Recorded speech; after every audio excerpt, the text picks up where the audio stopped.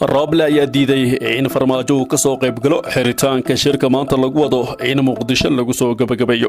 Ila wareedyo kala duwan oo ku dhow shirka watashiga qaran ee Roble, madaxda maamul goboleedyada iyo duqa Muqdisho ayaa sheegaya in ra'iisul wasaare Roble uu ka biyadiiday qorshe ay wadeen madaxweynayaasha maamul goboleedyada Galmudug, Koonfur Galbeed iyo Hirshabelle.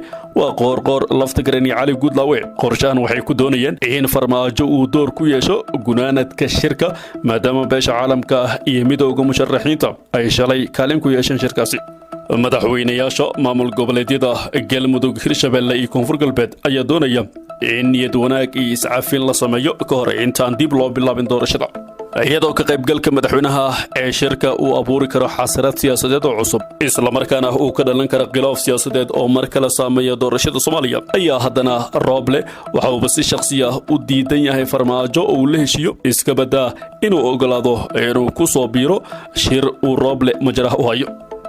madaxda maamul goboleedyada ee Muqdisho u yimid shirka golaha watashiga qaran ayaa badankood waxay aad u daneynayaan in doorashada xildhibaanada golaha shacabka lagu soo koobo hal deegaan doorasho oo kaliya.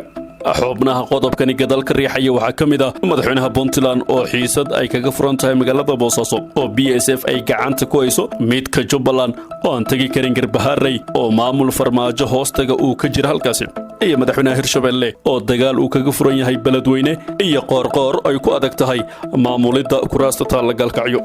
madaxweynaha Koonfur Galbeed Laftagareen oo kaliya ayaa shakhsiga qaba in labada magaalo lagu daayo maadaama magaalada Baraawe ay ka jirto maamul isaga hoostaga oo si caadi u tagi karo si ka duwan madaxda kale.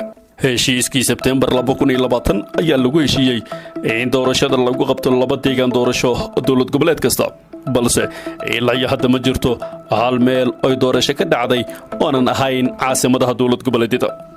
dhanka kalena midowga musharaxiinta waxay qoraal rasmi ah ka soo saareen tala jeedinta la xiriirta doorashada dalka.